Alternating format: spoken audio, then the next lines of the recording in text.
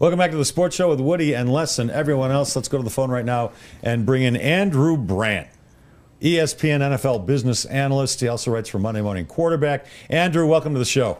Hey, good to be with you guys. All right, so Andrew, we're doing that rank the undefeated teams thing here, okay? After watching the Broncos last night, there are 4 undefeated teams left in the NFL. Rank them for us, will you? Yeah, it's a tough one, especially after watching last night.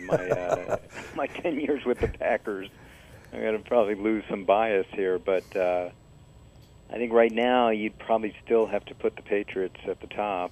They just seem to have that magic about them this year. They're moving the ball without difficulty, and the defense is stepping up. So I guess I would probably put those 3 AFC teams at the top.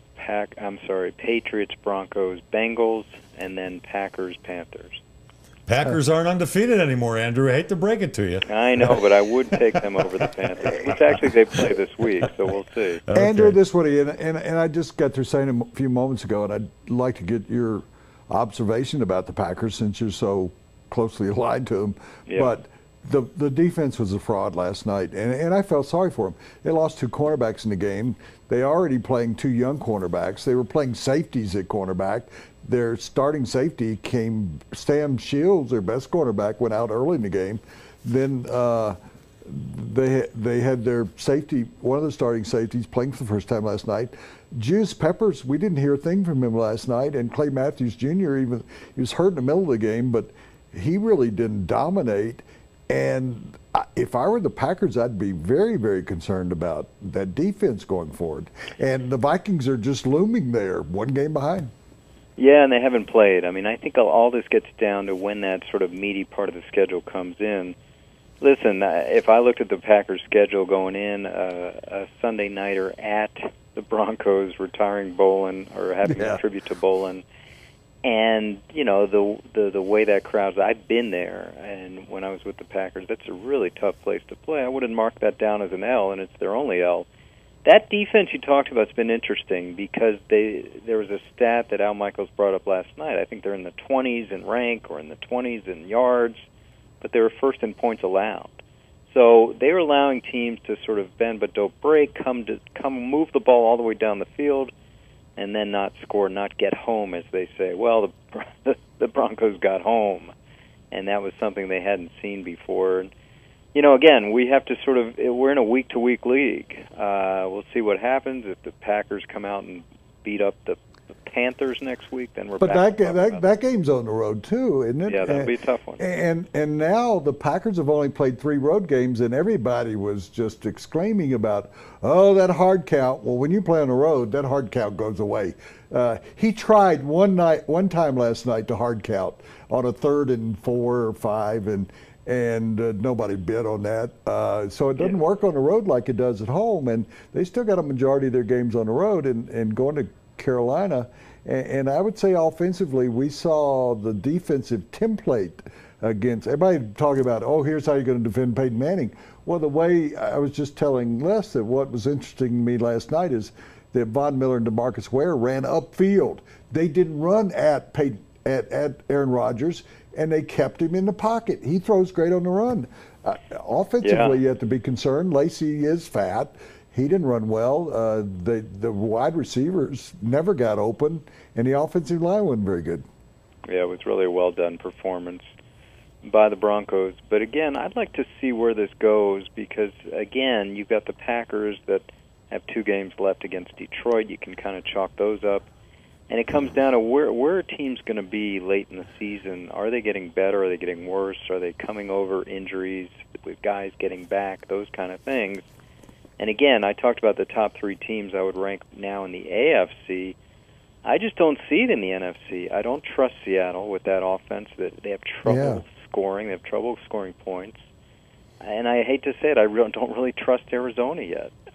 So it's Packers, Panthers. Obviously, the Romo injury, they may be too far out of it by the time he gets back. So who are you going to trust in the NFC? And then, of course, the AFC, we'll see. We see the Patriots and the Broncos playing later. The Bengals, no one's going to trust them until they get to January. We'll see. Andrew, and you left out though Carolina. I mean, the team. Yeah. We'll find out. I think a lot more about the Packers in Carolina next week. Yeah, Andrew, the landscape could change considerably with the trade deadline tomorrow. Before we get into any possible trades, I want to ask you, as somebody who worked in a front office for so many years in Green Bay, why is there so little activity at the NFL trade deadline relative to baseball, basketball, hockey deadlines? Yeah, and it's exactly what I wrote a memo and a proposal presented by the Packers to the league to have a little more acceptability to trading. Two things. One, moving the deadline back, which they actually have done, but it's only 2 weeks back compared to what we were proposing about 4 weeks back, to make it in mid-November as sort of like a baseball home stretch. And the answer we got from the league was, well, you make your bed, you live in it. We don't want to be baseball. We don't want to rent a player for 6 weeks for the stretch run. They didn't want to do that. The other part of it was, and I understand this is kind of novel, I said, why don't we allow teams to trade cap room for players? Because sometimes you have these teams with all this backed up cap room, and there's no one to get on the street with all that cap room because all the good players are signed. So trade cap room. Trade a team that needs players that has a lot of cap room. And, of course, they kind of laughed at me about that, too. It's just too novel, too innovative, too progressive for what they were thinking. Yeah, there is no buzz.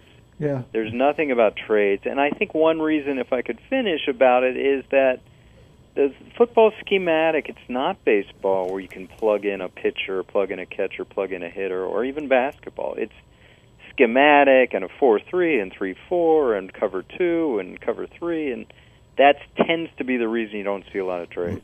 Well, I wasn't really trying to interrupt you because I think that's incredible stuff. That I think, Andrew, that they laughed at Eli Whitney when he came up with the idea for cotton gin, and we saw how that worked out. But I think you're absolutely right that if you took the Oakland Raiders now, the Oakland Raiders are close to the minimum cap area. Right. They've been trying to clear cap room for years and years. And the Oakland Raiders are a legitimate team.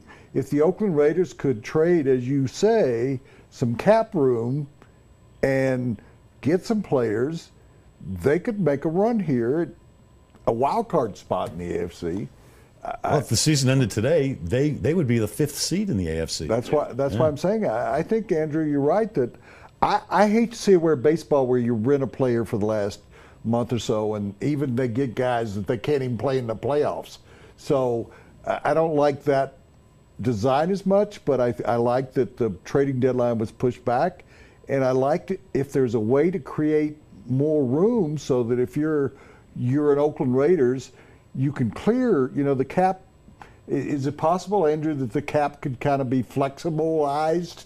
Is that a word? Obviously not, but flexibilized? Well, I think, what you bring up is what I suggested, which is the cap room may not help you in 2015 because you only got a few games left. You're not going to get anyone off the street again. But you can carry over cap room.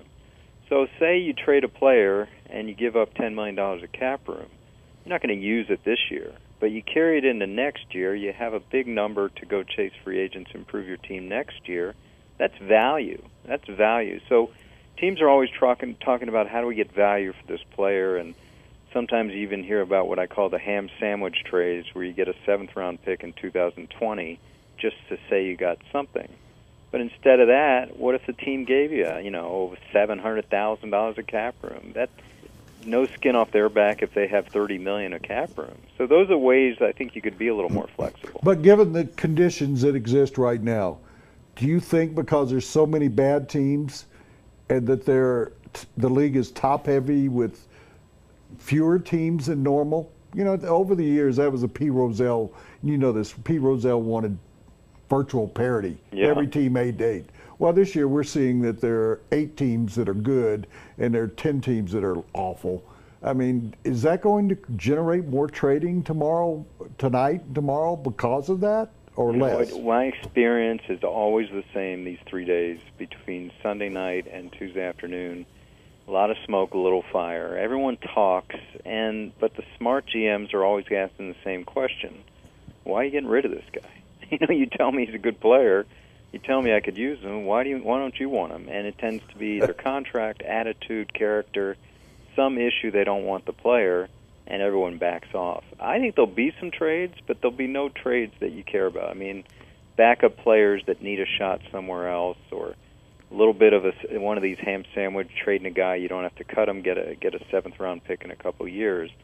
I just don't see any big names out there being traded. Except, listen, Andrew, the Patriots always dabble. Yeah, they do make trades. They're the ones who dabble at this time. Andrew, in 2006, you signed a pretty good player named Charles Woodson in Green Bay. Yeah. Almost 10 years later, he leads the NFL in interceptions with 5 at 39 years old. Could you have ever imagined that happening? One of my favorites, we chased this guy, and as you know about the Packers, maybe the last team in the league to chase free agents. But we looked around after a week, and our motto was, let's keep our hands in our pockets for a week, let all the money be spent, and see what's out there. And he was there. And we're looking at each other like, wait a minute, Charles Woodson? Nobody's running him? That was our word, running. And everyone says, well, no one's, why? And we sort of researched it. Oh, he's too old. 2006, too old. He'd been in the league 8 years, 29 years old. And we're looking around like, really, too old, a corner? He's great shape. And I got to tell you, even with one of being basically the only team offering by far the most money, it was quite a sell. I had to tell him, I felt like the Green Bay Chamber of Commerce trying to sell him on Green Bay. Well, and Peyton basically told him it was going to be like Ann Arbor, and we made it happen. That was 10 years ago almost. And I grew up in Tennessee, and people in Tennessee are still bitter about Woodson beating out Peyton for the Heisman Trophy. Right, I remember that. And then Woodson comes back out and embarrasses him again with 2 interceptions in the Raiders game. So Woodson's talking about playing again next year. So he and Peyton and a former client of mine, I was an agent before team, Matt Hasselbeck. Those are the 3 players in the 1998 draft. And Hasselbeck played extremely well he played well enough that he actually played better than Andrew Luck has played this year. Still going strong, Matt. Yeah. Andrew, always love having you on. Really appreciate your time. Give everybody your Twitter handle, okay? Well, I've changed it. I got my name. I found it. Andrew Brandt. Did you have Andy Brandt, but now I'm Did you have to pay for it? I had to pay for mine. No, someone told me I could do it. They just did it for me, basically. Yeah. Andrew, love your stuff. We read you on ESPN all the time, and we'll follow you on Twitter as well. Thank you. Thanks so much, guys. Take care. All right, Andrew Brandt, he's the ESPN NFL business analyst, and that segment was brought to you by John Elway Chevrolet. When you go to buy a car, what do you really want? You probably want a lot of cars to choose from. And you want the dealership's best price. Not some starting price or target price, the best price. And you want it immediately, not after hours of negotiating. And you want a salesperson who doesn't get paid more if you spend more. Because, well, you don't want to spend more. Well, you're in luck. John Elway wants all of those things too. Better yet, John Elway wants you to have all of those things too. Come see us or click on johnelwaychevrolet.com.